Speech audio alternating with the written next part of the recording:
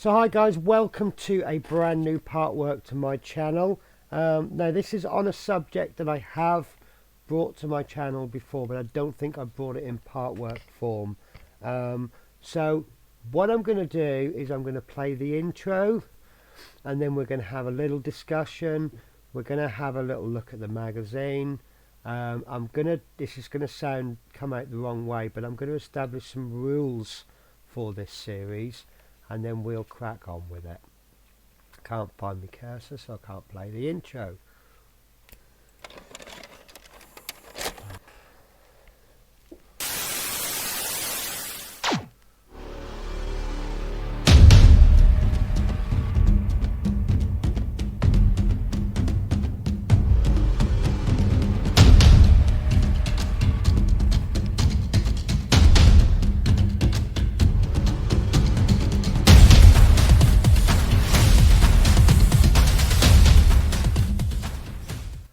Okay, so as you can see from the intro, this is called Stormbringer. Now, I'm going to have a little bit of a fiddle with my camera. Normally when I'm painting figures, I have the camera on my shoulder so it can see directly what I'm doing.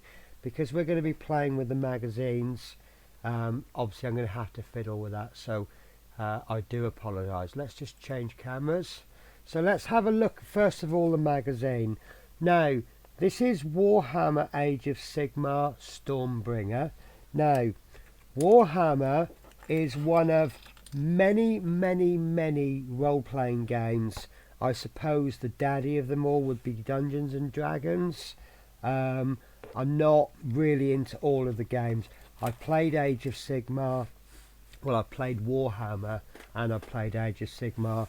It's a game that I enjoy.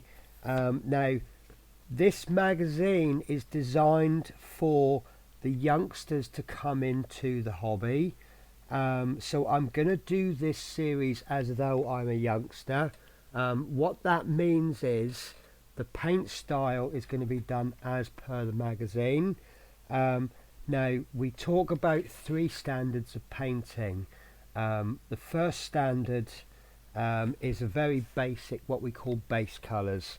So if you painted this, you would paint gold, you'd paint green, you'd paint blue, silver, greys, and that's done. Then we have what we call tabletop standards. So what you'll do is you'll start to shade models, and then you'll probably put edgings on, little bits of highlight just to make it stand out a little bit more. And then what you've essentially got is some really serious painters. They're trying like award standard, so they'll start putting all this small detail in, and they'll do what we call non-metallic metals, which means painting metal but with colours that aren't metal, so using greys and whites to simulate silver. Now this magazine is going to bring you up to tabletop standard. I would normally consider myself tabletop standard plus, not award winning, but just a little bit better than the standard. So I'll quickly have a look at this with you. So you build your army week by week, and when you finish the series, which I believe this is in the region of 80 magazines, you will end up with all of this. This is quite a sizable army. There's 2 armies there. Forces of destruction, which are things like the orcs, but they call them boys, and the gits and the iron jaws. That's basically orcs and goblins. And then you've got the forces of order. Each week you will get little stories, little background, but essentially what you're going to do is you're going to read, collect, build, paint, and then play. I'm not going to focus so much on the playing. If you want to play, perhaps the best thing to do is go down to your local workshops, a Games Workshop store, or Warhammer as it's sometimes called, and there's a really nice poster if you're into that kind of thing. Let's have a look on the back here. So we have subscriber gifts. That reminds me, actually, I'm a little bit ahead. Sorry, when I say I'm a little bit ahead, I'm behind, so I've got some of these already. if you subscribe, and I always subscribe, you get the clippers, the mould line remover and some glue. That's not my favourite glue. Later on you get some brushes, you get the binders, which I've already got the binder and I will be using the binder in issue 1, and then you get a heat changing mug. Now you're going to tell me, you might tell me I'm wrong. I received my heat changing mug and the handle was broken and I just can't be bothered, so I've just left it. It's a mug. I've had heat changing mugs before, it really doesn't bother me. And then one gift that I haven't received yet is this. I'm not even going to try and pronounce that name, but that's an extra figure, and I do pay the £2 extra, and you get these 4 extra models, and I have just received that premium issue 1, and that will be featuring on my channel at some point in the future. So I'm establishing some rules for this series in how I'm going to do it. You won't see me file these into the binder. I will give them a quick flick through, but what you will do is you will see me do exactly what comes with the magazine. So issue 1, it comes with no paints or anything. It comes with 2 figures, so you will see me build the 2 figures. If issue 2, for example, came with a black, you will see me paint with the black. Whatever these instructions tell me to do is exactly what I'm going to do. So we will have flick through. So we have, and it's going to follow the same format every issue. So we have obviously the front page. Welcome to Age of Sigmar. So that tells you just briefly about it. It's the introduction. Sorry, Cat wants to join in. Then we have Stormcast Eternal. So this tells you about the background. This tells you about the cruel boys. And then this is a little bit more. The mortal realms are home to countless secrets and mysteries. Blah, blah, blah. It's a little bit more about Stormcast Eternals, what they're good at, what they're not so good at. So for example, some armies, they're very good with magic, perhaps. Somebody else might be quite strong. A lot of the most of the armies, they have a combination. The better they are physically, the worse they are at spells. I personally normally play Chaos, because when I first started playing Warhammer many years ago, they were a nice simple army. I didn't understand the rules of magic. Chaos don't have magic.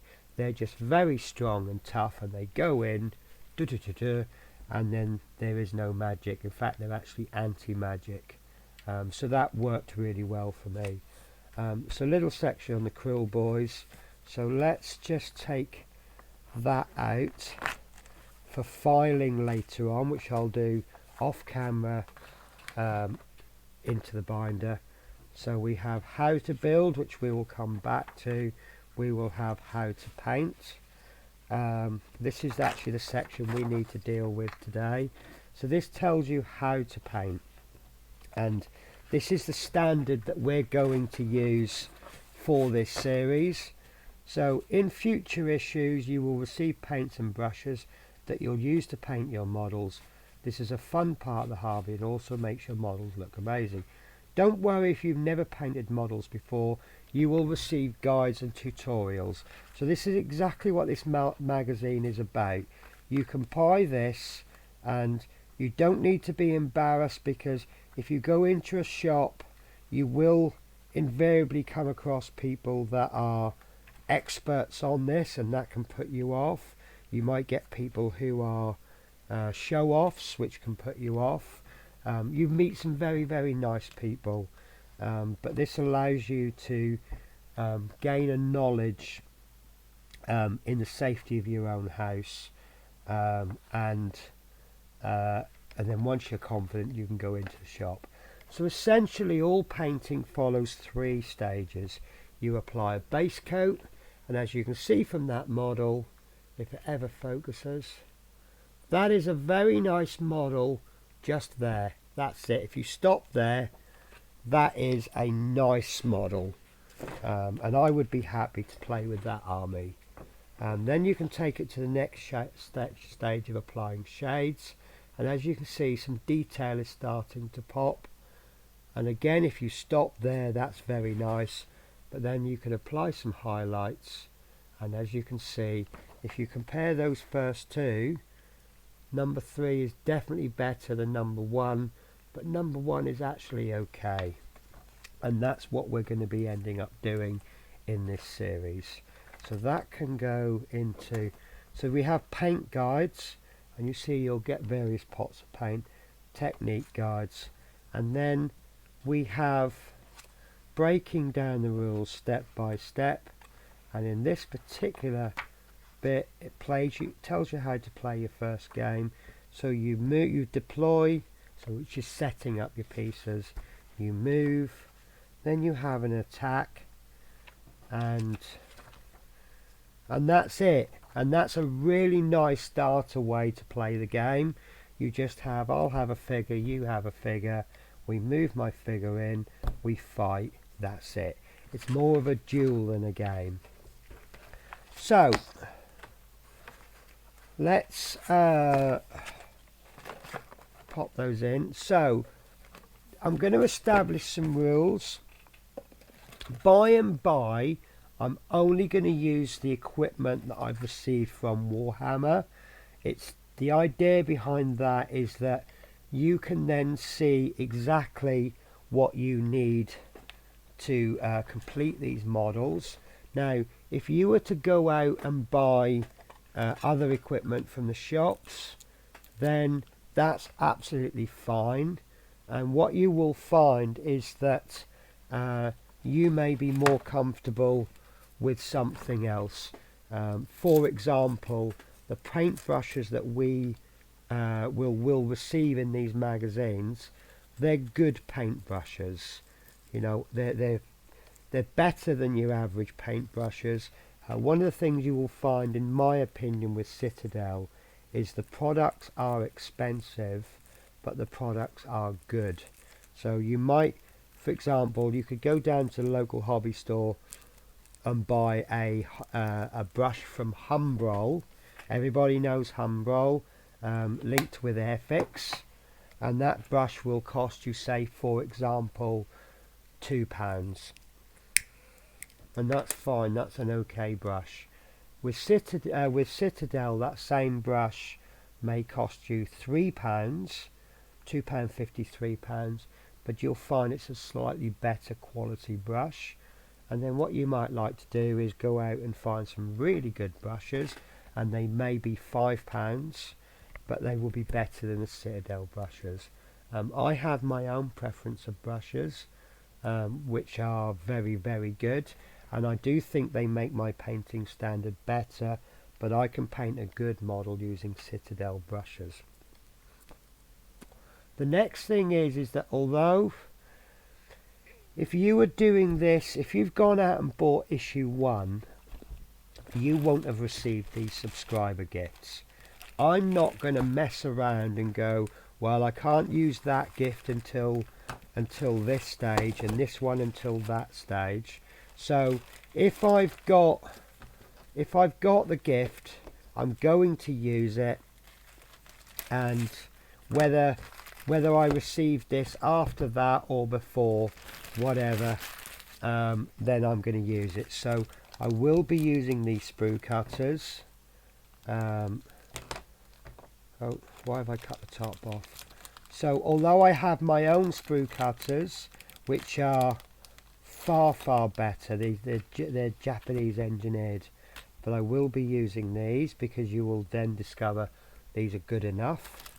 I will be using this, which I don't like this. They used to make one that had a handle, and the one with a handle is very good. I will go into this in more detail later, and I will not use this. This is going to be the one exception to the rule of using just the products that come out.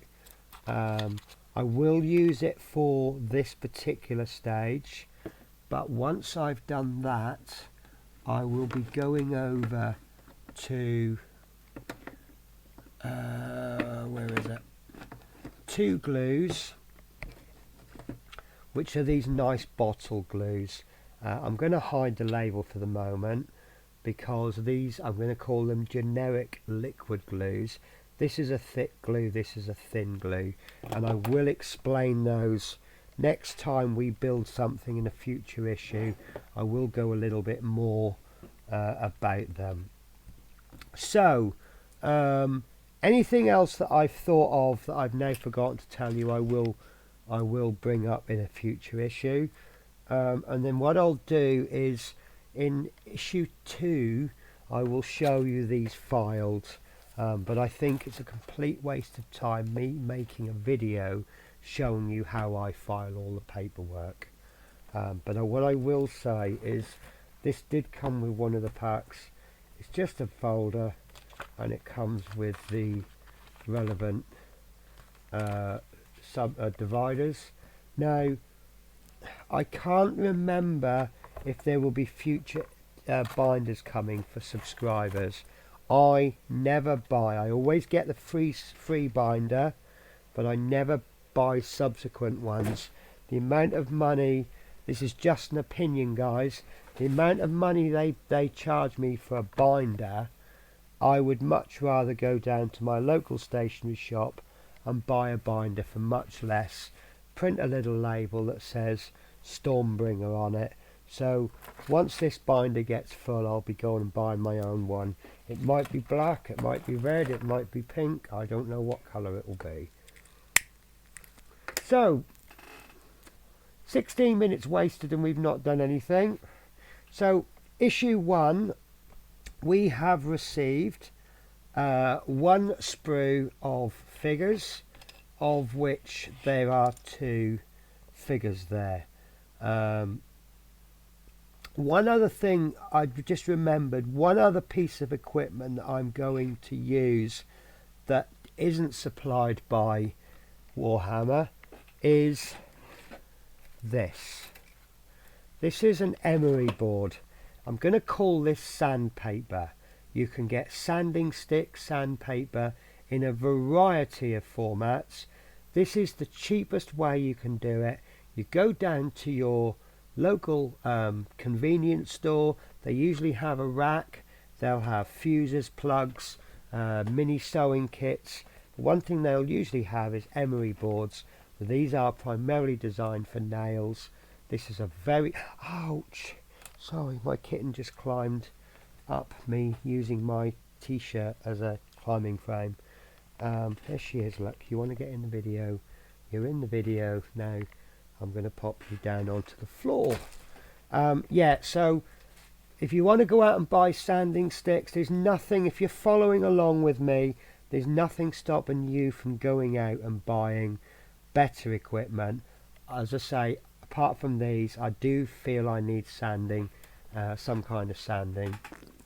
And I may also, at some point in the future, use super glue, but not today. One other thing we got with this magazine is a pack of dice, because how can you play the game without dice? So the fact they use that is perfect. Right, so all we have to do today is build, and for this video, I'm going to go into detail about this, and I only need to explain this once, how to build. And then in future videos I don't need to do that. I may end up speeding up the build, because you know, if you buy the magazine you get the instructions, but yeah, we'll see how it goes. So when you get a sprue, now the first thing I'm going to do is I'm going to cut this sprue in half. I can see that this side of the sprue has this model and this side of the sprue has that model. So what I'm going to do is I'm going to find a safe place to cut them, and we can clearly see that straight down the middle, and cut that in half like so. And now we can deal with one model, and when we're ready for the next one we can do the second one. Now it looks like I have lost a base, so I may do a pause. I think this should have come. You've got one model on one side, which is a Stormcast Eternals. No, it comes with. No, it doesn't. It's yeah.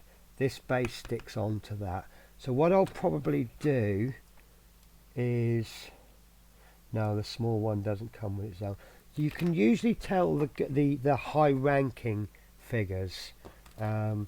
This little tiny dude, he's just going to slot into this base like that. You'll get, oh, this is something I want to explain to you. This is called flash. That should be a little slot. Now when you get what they call heroes, heroes are like officers. They're a little bit stronger, they're leading the armies, and they're usually signified by some kind of base. So what's going to happen is that base is going to go onto there, and then the model will sit on top. And as you can see on this one, he's a hero model, so he's got his own little base as well.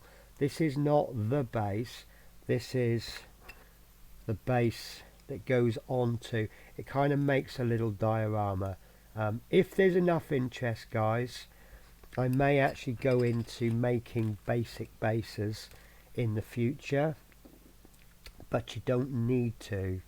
So we could go into to make a very basic base for this small one. What we can do, we can put some PVA glue on there, we can get some sand, we put some sand on, and then we'll just paint the sand brown with shading and highlighting, and it looks like he's on soil. You can paint it brown, like a soil brown, and then to take that a step further, we could put bits of cork on, we can make them look like rocks. It just adds a little bit of interest to the base. We have a rule that says it doesn't matter how nicely you've painted the model, if the base looks terrible, it will make the model look terrible. One other thing that I needed to go into, you got with this magazine, you get this play mat. Now, some people make elaborate gaming boards. It comes with a play mat so you can get on and play the game. This side has got circles. I think this is to do with versions of games where the object is to take areas. So you see there's 12, you can't see, but there's 12 areas on here. And at the end of the game, if you own you control more than 6 areas, you win the game. And then on this side is just some kind of wasteland. So that's to play on. I won't be using that because I won't be playing the game, but that comes with the magazine. Right, so I'm going to have to do a cut, and then I will make these models. And the reason I'm doing the cut is because I'm going to speed this up. But let me just go through what I'm going to do. In fact, no, I'll tell you what I'll do is I'll make this model in full, and then I will make this one as an edited speeded up version. So this is how I make models. If you do it differently, that's fine. If it works for you, that's not wrong. So let's go through this. So you have the instructions. So in each stage it tells you which part you need. So do you then need to identify those? Sometimes you get sprue numbers, sometimes you don't.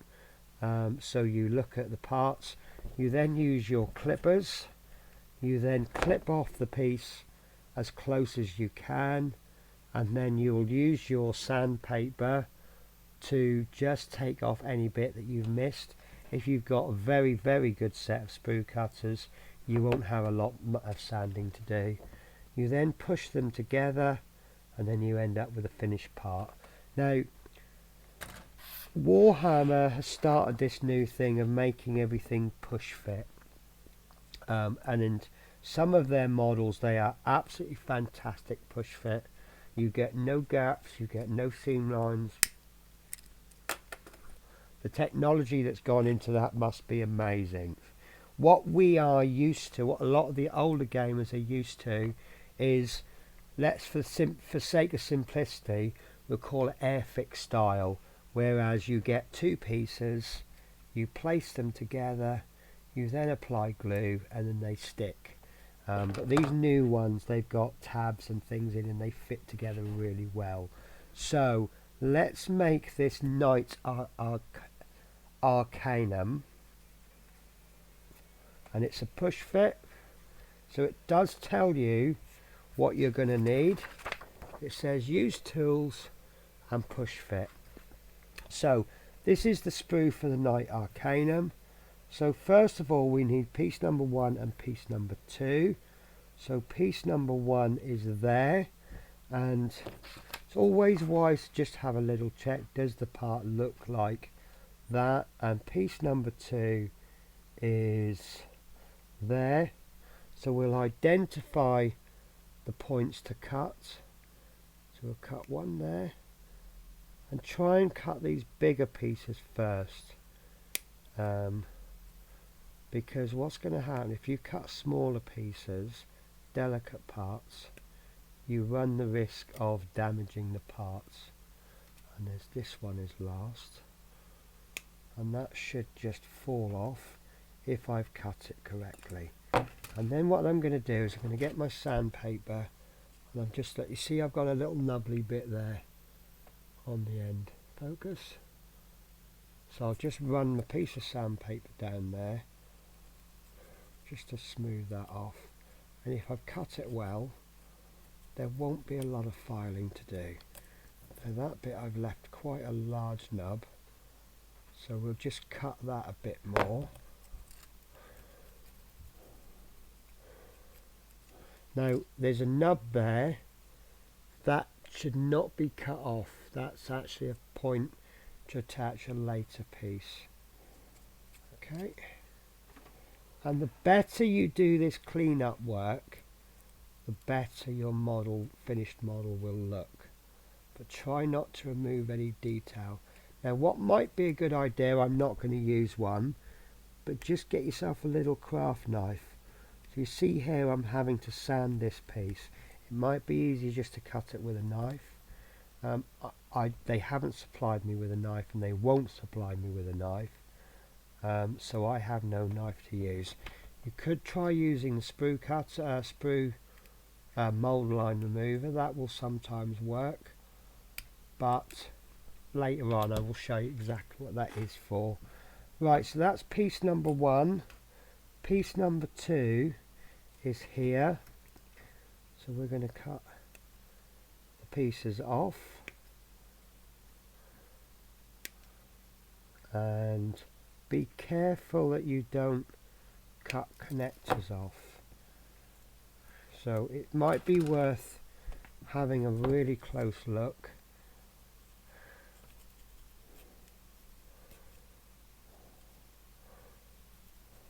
And just double check. Take your time doing this, guys. I know some of you might go, well, that's boring. Yes, it is. Right, so that should be going in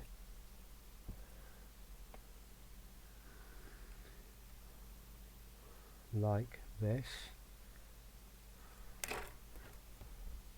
like this, like that. Right, so we've got a connector there that goes into that hole, and that's going to push into there like so. And straight away I can see a problem which I'm not going to go into now. I'll leave it for another magazine. But it's a subject that we call sub-assemblies. Right, so that piece is in, so now we want piece number 3, which I think is going to be his head. Oh, we've got 2 heads.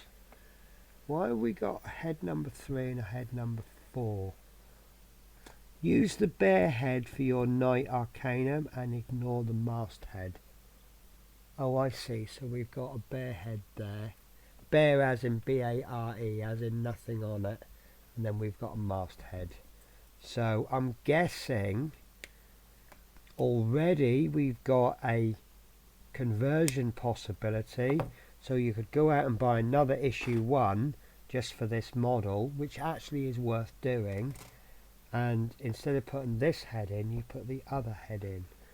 Right, so this head needs to go into that hole there. You see there's a hole there. You pop that in there like so, and there's his head. So already we're building this model up just with 3 pieces, and this is going to become difficult to paint, but this is one of the reasons I don't like Stormcast Eternals. Right, so next step we want pieces 5 and 6. So there's piece number, I've got the wrong sprue, that's why the piece doesn't look right. This is a point to add when you cut a piece off. I'm looking for 5, I can't find it. 6, 5. Make sure it looks roughly like the piece you're after. So this is a nice little touch. So where the sprue connector is actually connecting with a piece that won't be will be hidden. So we have, this is a very well thought out model.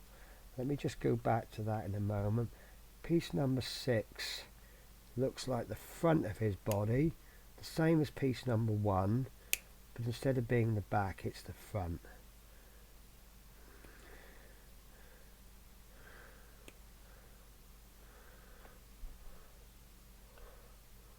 Have a close look at this. Right. So this leg has two points connecting to the sprue. We've got this little connection point there that will eventually go into part of the base, and this is going to go into the model. So it doesn't matter if that's a bit rough, because you won't see it. So this one, we do just want to get our sand paper. Have a look. There we go, there's a little piece there I haven't done very well. If it's very long, use your sprue cutters. If it's short, use your sandpaper. You could also use your, can you see that little tiny nub there? What we'll do is we'll scrape that a couple of times with the mould line remover. Can you see why I don't like this? It's a little bit cumbersome. So that's removed most of it, and then we'll just rub over that with a sand. I really would like to use a knife on this, but I've made a set of rules and I'm sticking with it. So I will keep mentioning X-Acto knife, but I can't use it. Right. There's a little piece there, I can't work out if that's flat. I think that's part of the model. A good way to tell if it's flash is a little nubbly bit there. If you just get your fingernail and just gently, that doesn't move, that suggests it's part of the mould. If it was flash and you moved it, it would probably move. Right, so piece number 5 is going to go into this like so, and I'm going to give you another tip, guys. Place the piece in, just start it, and then have a look. Does it look right? Because, for example, let's say I put that in there because I wasn't reading the instructions right, and I pushed that in so hard it's stuck in there. You can now see his leg is upside down. So what we do is we just pop it in there just a little bit, and then we say, does that look okay? And the answer is yes in this case. And I think I just put that in the wrong bit. So again, I've not read the instructions. It actually wants to go into there. So it will connect. It will connect later on, but we want to put that in there to connect that in. Right, and then this. Wow, this is not as easy as I thought.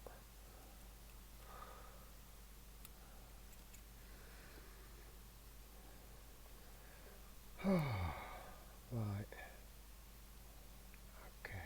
Alright, so there we go. That goes on to there like so. Now we have our first. I think I might have been right the first time actually. Right, there we go. So what's that there?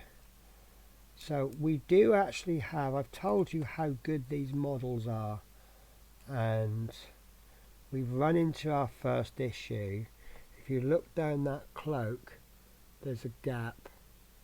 We can fix that, and the easiest way to fix that is just pull that back a little bit, and we'll just run a little bit of glue in there and we'll glue it. But for the purposes of this model, I will leave that.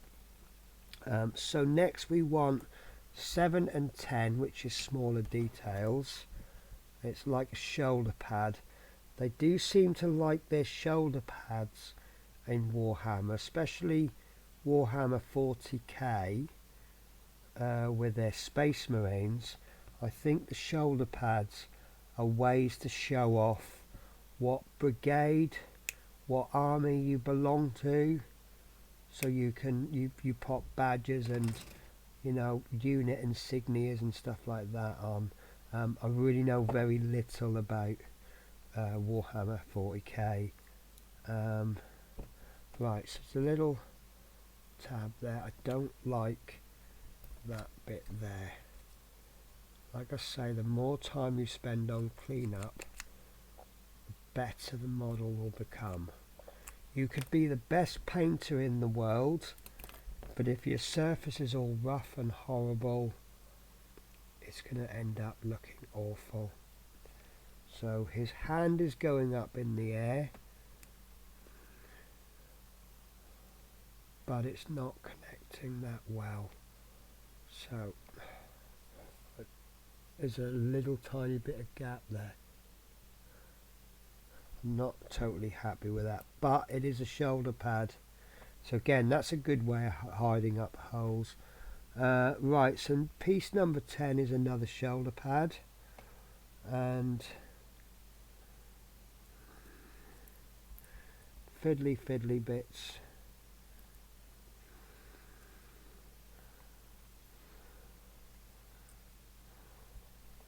There we go, that shoulder pad is in.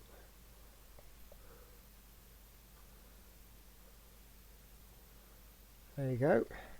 And then that leaves us with 2 more pieces plus the base, and that's piece number 8 and piece number 9. So 8 looks like it's his weapon, because how can you fight a battle without a weapon? And piece number 9, which looks like some kind of equipment pack. The Knight Arcadium's weapon is called the Veil Dicta's Stave. She can use it both to channel her incredible magical powers and to strike her enemies with skull-shattering force. Right. So how's that going on? That's going on that little tab there.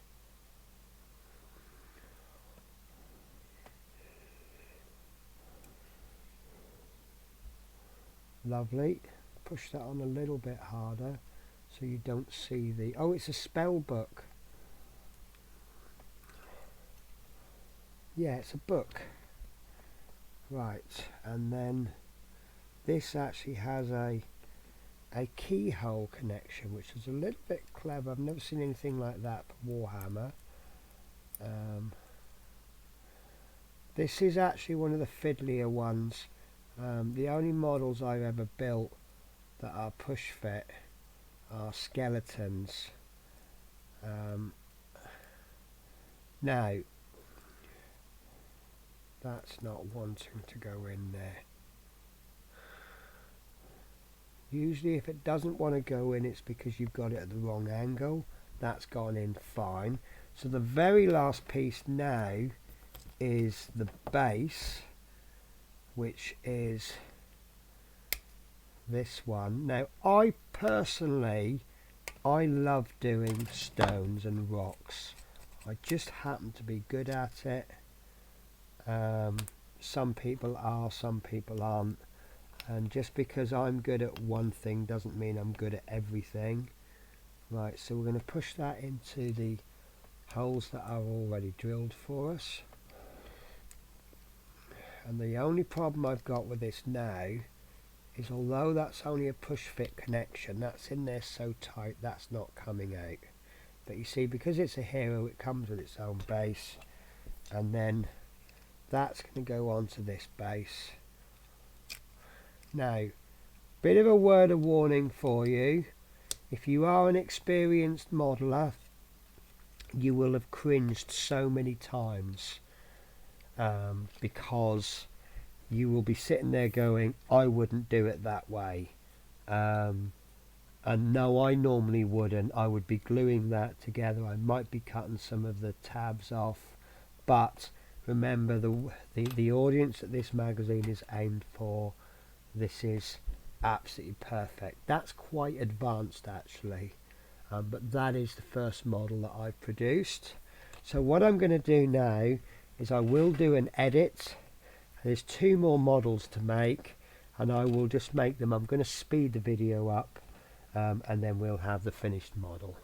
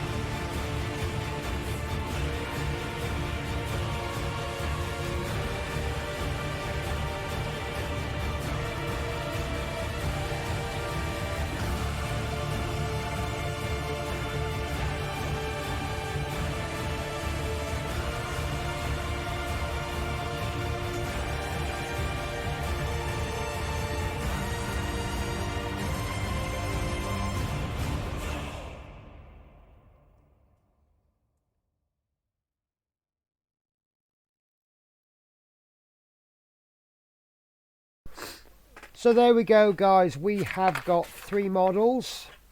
That's all we're going to do in this issue. There's nothing about painting. So here we have the Knight Arcanum, and that's quite looking model. Now, there's one thing you may have noticed. Sorry, this is the Killaboss. I need a focus. Look at the detail on them. And then this is the Stab Grot. Now, if you have a look at these, you can see which one looks the best models, which one looks a bit useless. So these are like your rank and file troops. These are your ordinary infantrymen. You're expecting lots of those to die.